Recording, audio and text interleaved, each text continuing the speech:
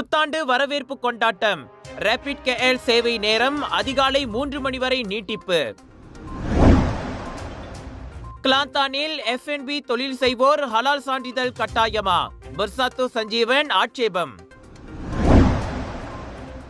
செராஸ் தமிழ் பள்ளி அருகே 42 மாடி கட்டுமானம் தற்காலிகமாக நிறுத்தம். ஜோஹர் பாரு ஹோட்டல் கார் நிறுத்தும் இடத்தில் தூணை மோதிய கார், 61 வயது மூதாட்டி பலி. ஜோஹர் பாருவில் பங்கு முதலீட்டு மோசடியில் 7 லட்சம் ரிங்கெட் பறிகொடுத்த மாது.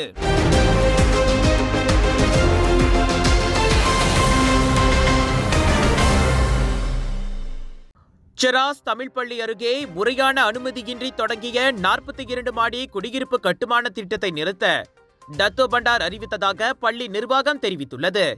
இந்த கட்டுமான வேலைகள் பள்ளி கட்டடத்தை பாதிக்க மட்டுமல்லாமல் அதிர்வு சத்தத்தால் மாணவர்களின் சுகாதாரத்திற்கு மன அமைதிக்கும் கேடு விளைவித்தது.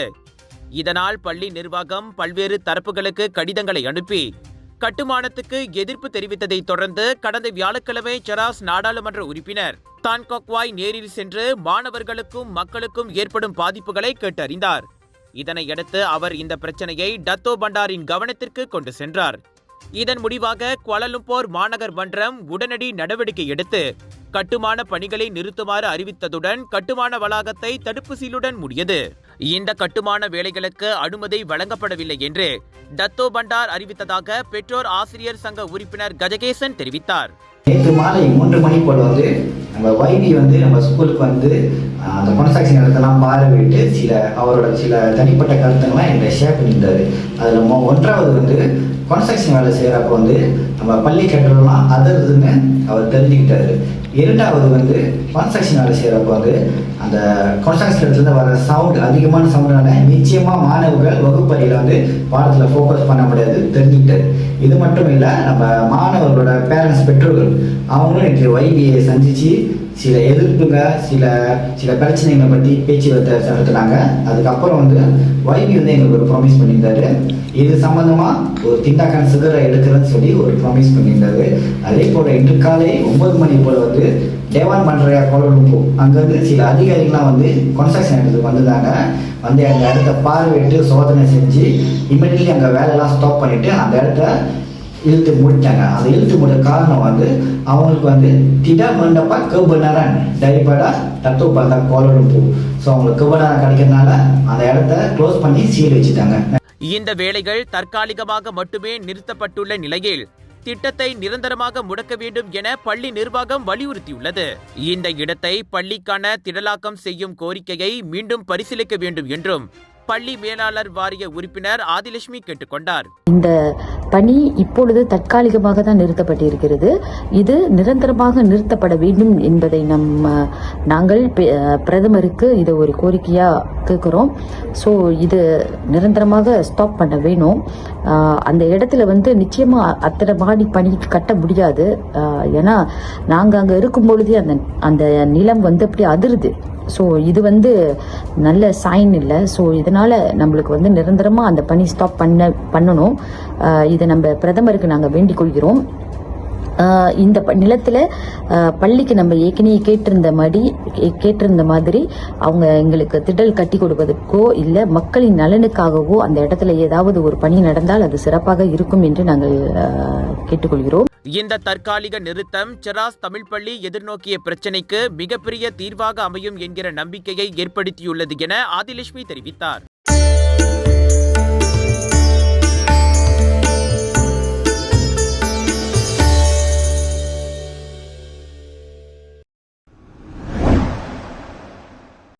கிளாந்தானில் F&B எனப்படும் உணவு மற்றும் பானங்களை விற்கும் தொழில் செய்வோர் தங்களின் உரிமத்தை புதுப்பிக்க வேண்டும் என்றால் ஹலால் சான்றிதழை கொண்டிருக்க வேண்டும் என்ற புதிய விதிமுறையை ஆதரிக்கவில்லை என பர்சாத்து கட்சியின் மலாய்க்காரர் அல்லாத உறுப்பினர்களுக்கான பர்சகத்து பிரிவின் துணைத் தலைவர் டத்தோ ஸ்ரீ சஞ்சீவன் வணக்கம் மலேசியாவிடம் தெரிவித்தார்.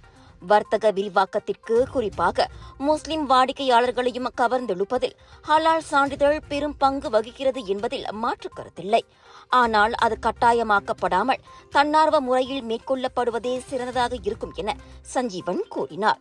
ஹலால் சான்றிதழுக்கு விண்ணப்பிக்க ஆர்வமுள்ள வியாபாரிகளுக்கு உரிய ஏற்பாடுகள் செய்து தரப்பட வேண்டும். இதனிடையே இதற்கான 3 பரிந்துரைகளையும் அவர் முன்வைத்துள்ளார். ஒருவேளை மாநில அரசு ஹலால் சான்றிதழை விதிமுறையாக்கினால் அதற்கு விண்ணப்பிக்க வியாபாரிகளுக்கு போதுமான கால அவகாசம் வழங்கப்பட வேண்டும். அதை விடுத்து முன் அறிவிப்பு எதுவும் இல்லாமல் விதிமுறைகளை அமல்படுத்தினால் உணவு தொழில்துறையினர் பாதிக்கப்படுவர். பலர் வியாபாரத்தை மூட வேண்டிய நிலைமை ஏற்படலாம் என அவர் கவலை தெரிவித்தார். அதோடு ஹலால் சான்றிதழுக்கு விண்ணப்பிக்கும் நடைமுறைகள் எளிதானதல்ல. அது குறித்து ஏராளமான வியாபாரிகள், குறிப்பாக சிறு மற்றும் குறு வியாபாரிகளும் முஸ்லிம் அல்லாதோரும் அதிகம் அறிந்திருக்க வாய்ப்பில்லை. எனவே மாநில அரசு ஒரு பணிக்குழுவை அமைத்து வியாபாரிகளுக்கு அதில் உதவ வேண்டும். இதுபோன்ற ஏற்பாடுகளை செய்தால் ஹலால் சான்றிதழ் விவகாரத்தை யாருக்கும் பாதிப்பில்லாமல் விவேகமான முறையில் கையாள முடியும் என ஸ்ரீ சஞ்சீவன் தெரிவித்தார். இதனிடையே கிளந்தான் மாநில அரசாங்கம் அங்குள்ள உணவு மற்றும் பான விற்பனையாளர்கள் தங்களின் வியாபார உரிமத்தை புதுப்பிக்க வேண்டும் என்றால் ஹலால் சான்றிதழை வைத்திருக்க வேண்டும் என நிபந்தனை விதித்துள்ளதாக முன்னதாக செய்திகள் வெளியாகின. தற்போதைக்கு கோத்தாபாரு இஸ்லாமிய மாநகர நகராண்மை கழகத்தில் அது அமலுக்கு வந்துள்ளது. பின்னர் மற்ற ஊராட்சி மன்றங்களுக்கும் அது விரிவுபடுத்தப்படும் என கூறப்பட்டிருக்கிறது. அது குறித்து பேசியிருந்த வீடமைப்பு ஊராட்சித்துறை அமைச்சர் ngா கோமி ஹலால் சான்றிதழை பெறுமாறு ஊராட்சி மன்றங்கள் உணவு மற்றும் பான விற்பனையாளர்களை கட்டாயப்படுத்தக்கூடாது என நினைவுறுத்தினார். உணவக நடத்துனர்கள் ஹலால் சான்றிதழுக்கு விண்ணப்பிப்பதை அரசாங்கம் ஊக்குவிக்கிறதே தவிர ஒருபோதும் கட்டாயப்படுத்தாது என அமைச்சரவை முடிவு செய்திருப்பதை அவர் சுட்டிக்காட்டினார். தகவல் தொடர்புத்துறை அமைச்சர் ஃபாமி ஃபட்திலுக்கு எதிராக டிக்டாக்கில் அவதூறாக பேசிய ஷாலினி பெரியசாமி என்ற பெண் பகிரங்கமாக மன்னிப்பு கோரியுள்ளார்.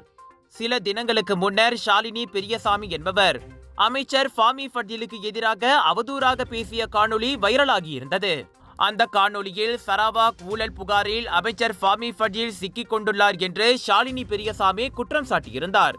இது கர்மாவின் வினை என்று கூறிய அவர் இப்போது அமைச்சர் ஃபாமி ஃபட்திலிடம் பகிரங்கமாக மன்னிப்பு கோரியுள்ளார் என்பது குறிப்பிடத்தக்கது. உத்துசான் டிக்டாக்கில் வந்த செய்தியை வைத்து அவருக்கு எதிராக இப்படி குறை கூறிவிட்டேன். உத்துசான் டிக்டாக் செய்தியை முழுமையாக படிக்காமல் அவர் சரவாக் ஊழலில் சிக்கியுள்ளார் என்று கூறிவிட்டேன். இதற்காக அவரிடம் மன்னிப்பு கேட்டுக்கொள்கிறேன். அவர் என் மன்னிப்பை ஏற்றுக்கொள்வார் என்று எதிர்பார்க்கிறேன் என ஷாலினி டிக்டாக் மூலம் வீடியோவை பதிவேற்றம் செய்துள்ளார். I was discussing some topics when I accidentally falsely accused our communication minister YB Fahmi Fadzil of involving in Sarawak's Raswa case.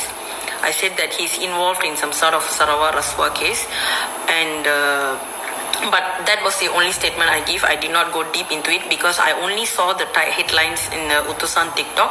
I did not listen to the news completely, and I just received a phone call from a friend of mine who said that you have falsely accused him because he, first of all, the state was not Sarawak, it was Sabah, and second, he was not involved in that case, but instead he told MC to bring down the video pertaining to the Raswa case. So I'm doing this video as a law-abiding citizen. I really feel bad that I have falsely accused our Malaysian minister of something, and it is my fault that I did not listen to the news completely and I said that in front of about 200-300 people. So I'm doing this video to genuinely apologize, sincerely apologize. அண்மையில் இணைய பகிடிவதை காரணமாக தற்கொலை செய்து கொண்ட ஈஷா விவகாரத்தில் குற்றம் சாட்டப்பட்டு பின்னர் 100 ringgit அபராத தொகையோடு விடுவிக்கப்பட்டவர்தான் இந்த ஷாலினி பெரியசாமி என்பது குறிப்பிடத்தக்கது. இல்லாத ஒரு பங்கு முதலீட்டு திட்டத்தை நம்பி 7 லட்சம் ரிங்கேட்டை ஏமாந்துள்ளார் ஜொஹோர் பாருவைச் சேர்ந்த ஒரு குடும்பமாது. 55 வயது உள்ளூர் பெண்ணிடம் இருந்து நேற்று புகாரை பெற்றதாக வட ஜொஹோர் பாரு மாவட்ட போலீஸ் தலைவர் துணை ஆணையர் பல்வீர் சிங் மகேந்தர் சிங் தெரிவித்தார். எல்சா என்ற பெயருடைய நம்பர் மூலமாக செப்டம்பர் 18ஆம் தேதி அம்மாதுவுக்கு அப்பங்கு முதலீடு குறித்து தெரிய வந்துள்ளது. வாட்ஸ்அப் வாயிலாக இன்னொருவர் அறிமுகமாகி போடும் பணத்திற்கு 10 to 20 விழுக்காடு வரை லாபம் பார்க்கலாம் என கூறி ஆசை வார்த்தை காட்டியுள்ளார். அம்மாதுவும் அதனை நம்பி CWM LNC என்ற செயலியை பிளே ஸ்டோரில் பதிவிறக்கம் செய்து கொடுக்கப்பட்ட 4 வங்கி கணக்குகளுக்கு 22 தடவையாக பணத்தை மாற்றியுள்ளார். டிசம்பர் 13 வரை அப்படி அவர் முதலீடு செய்த மொத்த பணம் 7,51,070 ரிங்கேட் ஆகும். போட்ட பணத்திற்கான லாபத் தொகையை மீட்க முற்பட்ட போது மேலும் கட்டணம் செலுத்துமாறு அவர் வற்புறுத்தப்பட்டார். தான் ஏமாற்றப்பட்டிருப்பதை அப்போதுதான் அவர் உணர்ந்துள்ளார். அம்மோசடி சம்பவம் குற்றவியல் சட்டத்தின் 420வது பிரிவின் கீழ் விசாரிக்கப்படுகிறது. உங்கள் சிறந்த ஆரோக்கியத்திற்கு அளவான எண்ணெயுடன் சிறந்த முறையில் தயாரிக்கப்பட்ட சைவம் அசைவத்திற்கும் பொருந்தும் சூப்பர் ஊறுகாய், பச்சை கொடி சிவப்பு மீன் சின்னம் கொண்ட ஸ்ரீ மீனாட்சி ஊறுகாய். 2025 புத்தாண்டு வரவேற்பு கொண்டாட்டங்களை முன்னிட்டு ரேபிட் KL ரயில் சேவைகளின் நேரம் ஜனவரி 1ஆம் தேதி அதிகாலை 3 மணி வரை நீட்டிக்கப்படுகிறது. அதே சமயம் குறிப்பிட்ட சில வழித்தடங்களுக்கான ரேபிட் பேருந்து சேவைகள் அதிகாலை 3:30 மணி வரை நீடிக்கும் என பிரசாரணா நிறுவனம் இன்று வெளியிட்ட அறிக்கையில் கூறியது. இச்சேவை நேர நீடிப்பு மொத்தமாக 18 ரயில் நிலையங்களையும் 4 BRT பேருந்து நிலையங்களையும் 20 ரேபிட் KL பேருந்து நிலையங்களையும் உட்படுத்தியுள்ளது. இது தவிர புத்தாண்டு வரவேற்பு கொண்டாட்ட இடங்களுக்கு பொதுமக்கள் செல்ல வசதியாக டிசம்பர் 31ஆம் தேதி இரவு 7:30 மணி தொடக்கம் அனைத்து வழித்தடங்களிலும் ரயில்கள் வந்திறங்குவதும் விரைவுபடுத்தப்படும். பயணங்கள் சுமூகமாக அமைவதை உறுதி செய்ய உதவி போலீசார், செயல்பாட்டு ஊழியர்கள் என ரேபிட் KLஇன் 2731 முன்கள பணியாளர்கள் புத்தாண்டு அதிகாலை கடமையில் ஈடுபட்டிருப்பர். சேவை நேரம் நீட்டிக்கப்பட்டிருப்பதன் வாயிலாக புத்தாண்டு கொண்டாட்டங்களில் பங்கேற்று வீடு திரும்பும் நேரத்தை பயணிகள் திட்டமிட வாய்ப்பு ஏற்பட்டுள்ளது. அதே சமயம் புத்தாண்டு வரவேற்பு கொண்டாட்டங்கள் நடைபெறும் இடங்களுக்கு அருகே உள்ள ரயில் நிலையங்களில் நெரிசலை குறைக்க முடியும் என பிரசாரணா கூறியது. பயணங்களை சுமூகமாக்க டச்-அண்ட்-கோ அட்டைகளை பயன்படுத்தவும், அதில் போதிய அளவு பாக்கி இருப்பதை பயணங்களை தொடங்கும் முன்னரே உறுதி செய்யவும் பொதுமக்கள் அறிவுறுத்தப்படுகின்றனர்.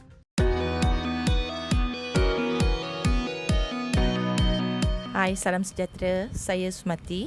Ni Encik Paciapan, pemilik perniagaan Tanishka Tailoring. Kami mempunyai experience selama 27 tahun dalam bidang menjual pakaian dan menjahit pakaian. Ini semua pakaian tradisional orang India lah. Lepas kami mendengar pasal brief ini, kami pergi ke Bank Rakyat dekat kawasan Masai. Kami minta penerangan lah. Lepas saya dengar, saya lebih confident. So dia orang beritahu dengan step by step. So dia orang ajar kita. Lepas tu saya submit borang. Tak berapa lama, bukan lama sangat, 10 hari permohonan saya diluluskan. Saya dapat pembiayaan daripada Bank Rakyat. Profit rate dia sangat rendah. Untuk peniaga-peniaga kecil macam saya ni, lebih sesuai, lebih senang untuk memajukan saya punya perniagaan. Saya perlukan brief ini. Saya amat menghargai dan mengucapkan terima kasih kepada pegawai bank dan juga terutamanya YB Ramanan. Bank Rakyat, bank pilihan anda.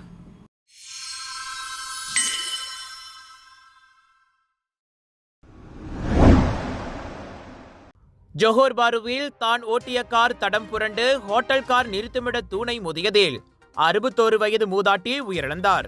நேற்றிரவு 8:45 மணி அளவில் 3வது மாடியில் அச்சம்பவம் நிகழ்ந்தது. Car கட்டுப்பாட்டை இழந்து தூணை மோதியதில் அவர் சம்பவ இடத்திலேயே பலியானதாக தென் ஜோஹர் பாரு மாவட்ட போலீஸ் தலைவர் துணை ஆணையர் ரவுப் ஸ்லாமாட் கூறினார். முப்பெரும் நோய்கள் என கூறப்படும் இதய நோய், நீரிழிவு நோய் மற்றும் உயர் ரத்த அழுத்த பிரச்சனையால் அம்மாது பாதிக்கப்பட்டிருந்தது தொடக்க கட்ட விசாரணையில் கண்டறியப்பட்டுள்ளது. இந்நிலையில் சம்பவத்தை நேரில் பார்த்த சாட்சிகள் இருப்பேன் தென் ஜோஹர் பாரு போக்குவரத்து போலீஸ் நிலையத்திற்கு வந்து விசாரணைக்கு உதவுமாறு ரவுப் ஸ்லாமாட் கேட்டுக்கொண்டார். 2024ஆம் ஆண்டின் மிகப்பெரிய யோகா போட்டியில் 741 பங்கேற்பாளர்களுடன் மலேசியா சாதனை புத்தகத்தில் அங்கீகாரம் பெற்றது சக்தி யோகா பள்ளி. சக்தி யோகா பள்ளி மற்றும் நாட்டின் பல யோகா பள்ளிகளுடன் இணைந்து இந்த போட்டி கடந்த டிசம்பர் 21ஆம் தேதி லுகோட் நெகிரி செம்பிலானில் நடைபெற்றது. இதில் 741 போட்டியாளர்கள் நேரடியாக பங்கேற்றனர்.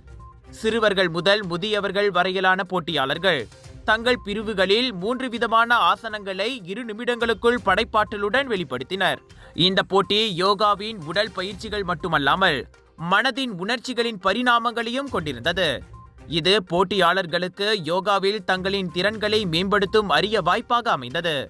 இந்நிகழ்ச்சியில் 2000த்திற்கும் மேற்பட்ட பார்வையாளர்கள், பெற்றோர்கள் மற்றும் பயிற்சியாளர்கள் கலந்து இச்சாதனையை கொண்டாடினர். ஜோர் சிங்கப்பூர் மக்களே, கலர்ஸ் ஆஃப் இந்தியா பிரம்மாண்டமாக வழங்கும் குளோபல் பாலிவுட் பஜார் இப்பொழுது தொடங்கியாச்சு. 25 இருந்து 29 டிசம்பர் வரை தாசிக் சென்ட்ரல், ஸ்கூடாய், ஜோபாரு, ஜோர் வைரல் ஃபுட் ஃபெஸ்டிவலில் 100க்கும் அதிகமான உணவுகள்.